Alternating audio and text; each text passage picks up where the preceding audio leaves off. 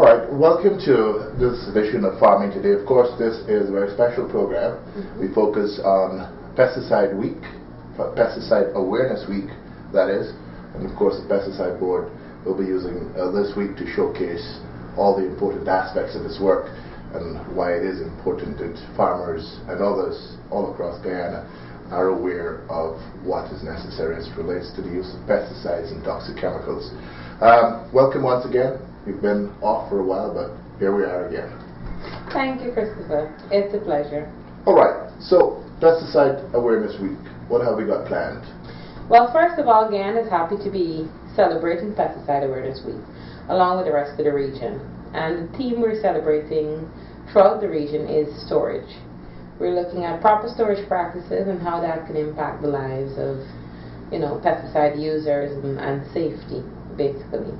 So for the week, what we've done is we focused a lot on proper storage practices, both not just farm use, because when you talk about pesticides, people always think that has to do with the guy in the field who's farming, who uses pesticides, but also in households. The way you store your household pesticides, your aerosols and these things that you have, your rat baits, your roach baits and these things come back into play as well. So it's storage across the board to everybody. So what we've done this week is we've tried to focus on getting the message across not just to farmers but to general householders.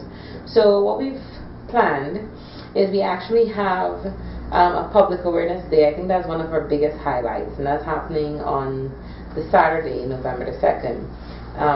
And what we've done with that is that we've actually just planned on going out, and we're going to be in the streets and just trying to get the message of pesticide storage across to the general public. Many persons hear about the pesticide board, but they don't really know who we are. The farming community does pretty much. Stakeholders do. But general public, they always don't think that it impacts them. So what we're trying to do is we're trying to have a public day that we can interact with general public and just stop them, get them to know who we are, and send the message across about pesticide storage in your homes and how that is important as well. One of the other key things that we're trying to do in the week, and the reason why we're looking at storage in such a key area, we have to face reality that suicide in Guyana is at a high rate. And also one of the leading causes of suicide in Guyana is pesticides, is chemicals. I think just last week, when we finished judging our pesticide awareness program for schools, we had a student in Essequibo in Charity actually who committed suicide using a pesticide. And then Charity is one of the schools that's in the competition. So it's interesting to note. And one of the whole things is the accessibility to pesticides, and that's why sometimes you have this issue of it being so commonly used in suicide. And it's because most persons that purchase pesticides and have it, they just leave it anywhere. They put it down sometimes right anywhere in the home, no particular locked place, and these things need to be stored on the lock and key. Only the user of the product should have access to the product, not just anybody else in the home. And so that's why we're so much looking at the week and trying to get as much as we can what are proper storage practices. We were lucky to work with even the telephone companies, and they're going to be doing text messages to all their subscribers telling them to keep these products on the lock and key, proper storage practices, what it is. We're going to be in the media a lot, we're going to be in the newspaper, and we're going to be trying to send picture-wise everything across to everybody, the general public. This is what storage practice should be for pesticides. And you've had a campaign, an infomercial more or less running for some time, asking farmers to just buy exactly what they need for the crop and not stockpile, as it were. Right. All right. So what are some of the key activities or events that will be happening during this week? Well, one of the key things we did is we normally have our pesticide program in schools. We do this annually. We started last year, so this is the second year running. One of the things we were able to do this year is we were able to expand it to the hinterland regions. So we've got schools in Region 9 also being part of the competition. And we've got schools in Regions 2, 3, 4, 5, and 6 as well. They're part of that. And what they have done is they have actually taken that team and they've taken a lot of information about pesticides and they've created educational corners in their schools that are targeting their classmates. And it's mostly done with the agriculture science students. And so we've had that started early in September. And so we're going to be actually having the award ceremony for that as well as one of our highlight activities. And highlighting the schools that did the best in creating this corner. Some schools made it permanent, the location, which is good because we plan to provide them with other materials as time goes by so they can keep updating the corners. And it's great because a lot of the young people in Guyana have issues and you don't know sometimes until you see that they go out and they might drink a poison or that kind of thing. And so we want them to have this information available as well. So we're happy to be working with schools. And it's a whole new batch of schools from last year. So we're trying to touch all the secondary schools countrywide as we go over the next couple of years. One of the other things we did is we also got some of the stakeholders involved. Pesticide importers, they're the largest storage persons with pesticides. And so what we've done is we've also had a little competition that's happening among them, looking at their storage practices. And so what we did is we're just having impromptu visits to their storage facilities, and we want to see if they're sticking to what FAO guidelines are and what the board's regulations are when it comes to pesticide storage. Are they practicing proper storage practices in their facilities? Are their employees, therefore, are their health at risk based on how they're storing? And those kind of things. And is the environment at risk based on how they're storing as well, to prevent pesticide spills and fires and so on. So we're having that as one of the key highlights of the week. That's happening on Tuesday. And then we're also going to be having a minister's message that we're doing in the media that brings out the whole idea of pesticide storage. And, agri diversification, basically. We have pesticides being used. Yes, we're expanding our agriculture industry in Guyana tremendously, but at the same time, we have to be cautious of human health and the environment. Okay. All right. Any other exciting things are going to be happening during this week of observance? Well, we've had exciting things happening all year. So what we've tried to do this week is we've tried to just be more out there in the media in this week as much as possible, rather than being out in the field. All year round, we've got pesticide trainings that are happening, and a lot of public awareness is one of the key aspects of the board that we have made our we've made a real big part of our mandate now. It's more in the forefront. Public awareness, because we've got, Guyana started since 2008 to regulate pesticides on a different level in terms of imports and those kind of things. But public awareness is one of the key areas that we're now expanding annually. And it's a drive that even the minister supports tremendously, because a lot of our issues that we're facing in Guyana is not so much now with the import of the product, but rather the use. Pesticides in foods, pesticides, human health impact based on how application techniques occur, storage practices leading to suicide. So there are a lot of other issues that demand a public look, a public awareness outlook on it, rather than more, of a direct in-field training and so on. So we took away some of those things that normally would happen because they've been happening all year round, and we wanted to try to be more in all the media as best as possible that we can. Well, you have been having those infomercials out over the last year. I think the Pesticide Board has had a heightened public presence, as it were, in terms of its information programs and stuff. Have you been able to measure whether there is any impact, more or less, on the viewing public as it relates to their awareness and practices? Well, one of the things we would do is we would oftentimes, when we go in field, we would find out from whoever's our training audience, whether it's housewives, farmers, we will try to find out from them, do you know the board? Do you know who we are? Do you know what we do? Have you been able to view any of these things? Can you tell us something about, safety? Can you tell us something about proper use? And so we try as best as possible to gather where they're gathering their knowledge from, and if they have any at all. And we find that most times they do have, but it's limited. And that's why we're still trying to develop even more infomercials and put a lot more videos out there that they can view. And that's why we encourage the public as well. programs like Farming Today, Farmers Connection, these are programs that they need to tune into, because we're not, in the news every day, and we're not on a regular channel, but we are out there through these programs, and that's where they need to be tuned into, so they can gather as much information as possible. Even the video that we're going to be showing this afternoon, which we developed to show pesticide contamination, I think it's one that everybody in Guyana should be sitting down to and looking at. Right, let's take a look at that video. It's basically what happens when you do all the wrong things in the field in terms of mixing up your batch of pesticide or whatever it is you're doing.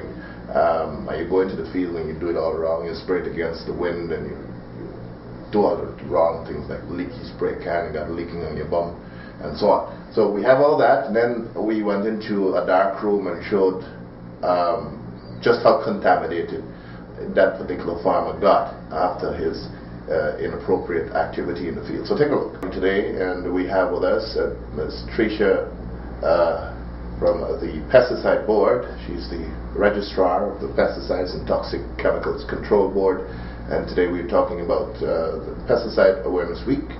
Of course, the emphasis this year is on storage, so we'll be hearing all about storage over the coming week and how important it is for you to do so in a proper manner. This tracer kit that was used in the demonstration that was just aired, perhaps you can just tell me a little more about that. Well, what the tracer kit technology does, and we were happy to be able to purchase it and use it here at the board as one of our training techniques, it allows the farmer or pesticide handler, pesticide user, to be able to see, based on his application and his use practices, what level of contamination is happening. We know that pesticides enter the body through three major routes. You have the skin, you have inhalation through the nostrils, and through the mouth by ingestion. Now, most pesticide applicators in Guyana, when they go in field, there are certain practices that they need to do. If you're going to be mixing a pesticide, then gloves are important. If you're going to be applying a pesticide, then there's a specific outfit that you need to wear, specific gears that you need to have on, specific way you need to apply the chemical, so that you ensure that you're not killing yourself at the end of the day. But it doesn't always happen. 90% of the times when you go in field and you see pesticide applicators in fields in Guyana, they're not doing that.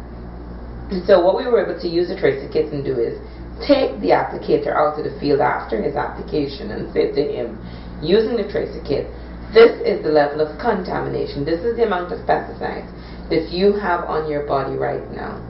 This is the amount of pesticides that's being observed into your bloodstream just because you did not adhere to the rules of proper application or proper use practices. And then also you have the issue of transfer. Now that you're contaminated, most cases they go home, they give the wife the clothes to wash, she might not use a glove, she gets chemicals on her, and that gets into her bloodstream. Or you see somebody else, you greet them, you meet them, same thing. Smoking in field. Most pesticide applicators, when you go out there, like to tell you, when they're finished with a can, they have to stop, have a smoke. They don't wash their hands, they don't do any of those things. So you're putting that chemical from that cigarette into your mouth, because you're putting it from your hand to the cigarette. So there's the whole issue of transfer as well. So there's a lot of contamination that happens. You go home, you might decide you want to grab a bite right away rather than having a shower. You're putting that chemical from your food into your mouth. Give the kids it goes into your body. Give the kids a hug. You're putting your children at risk. Oh my gosh. So you can imagine the level of contamination that you have happening, and the chain, the amount of transfer. So by the time that applicator is finished, he could have contaminated another 10 people down the line. His entire family could be contaminated. All right, so this was a very clear demonstration. So what you do is put it in the spray can itself, right? And, correct. And they go and do what they have to do, and then you correct. show them. What has been the reaction to, I know you've done this in field already, what has been the reaction of farmers when they see the level of contamination? Well, one of the benefits, and that's why I said initially, most times when you go out and you talk to them about their practices, they tell you that they're not using their correct PPE because they've been doing this way all their lives. They tell you that they don't go early in the morning because they might not be able to. They go in the hot hot sun. They, so there are a lot of things that they're doing. They don't use a glove, they put their hand right into the can and mix the chemical. And they tell you they've been doing that all their lives, and so they're accustomed to it. But when you use the tracer kit and you're able to show them the amount of chemical that they're actually taking into their system and they're getting into their bodies, there's an instant moment when they go like, wow. And one of the key things that we try to get them to understand is that with the contamination, it's not acute. The impact is not acute. It's not going to be right away on the cumulative. Exactly. It's an accumulation of this chemical in the system that over time causes certain health complications, and that is what they need to understand as well. In closing, perhaps we can give another wrap of what's happening this coming week. Of course, it's Pesticide Awareness Week. Some of the highlights and those that are open to members of the public. Okay, for the public, definitely, I hope everybody got a copy of Sunday's papers. I hope you just didn't pass our pesticide awareness page. We did an entire full page and we showed you how to do storage even in your homes, even in the field, how to protect your kids if you're purchasing pesticide, how to even purchase so that you don't have large quantities that are left. I hope persons, took the time and actually read and went through all the stuff that we had. We had a lot of graphics for them to also look at. And so I hope that, by now they know it's Pesticide Awareness Week. They know what the team is, and, that they're all tuning into all the programs we have. I hope they're noticing us in the news as well and a lot of other media that we're having. And I hope on Saturday that we're going to see a lot of them come out. We're going to be at Republic Bank at Water Street. We're going to have an exhibition there. We're going to be meeting the public. We're going to be talking with them if you have questions. Definitely when it comes to household pesticides, we would love for persons to stop and talk to us, because one of the key things that many householders do is they purchase products that they use as pesticides that might not even be applicable to the pests they're trying to kill in their homes. And that's why we love for persons to stop, because we've got a lot of issues where persons, purchase all sorts of stuff to deal with roaches, rats, for example. You have carbon tablets that persons buy. That's not a rodenticide. That is in no way near a product to be used on rats. That can actually kill you instead of the rat.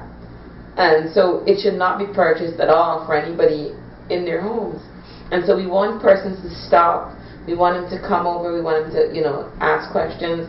And we don't even mind if they call us at the office, for the week. Just call if you have any information that you're trying to, figure out. Anything that you want to know when it comes to storage, use, give us a call. We're here to serve. That's what we want to do. We just want to get this message across. All right, I want to thank you for taking the time to chat with us. It's always a pleasure to have you farming today. We always have a set of men in field, so it's good to have a pleasant face to look at and to smile at me.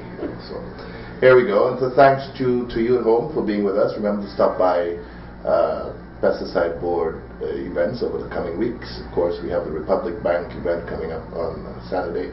Perhaps by the time this is aired, that program will be gone. But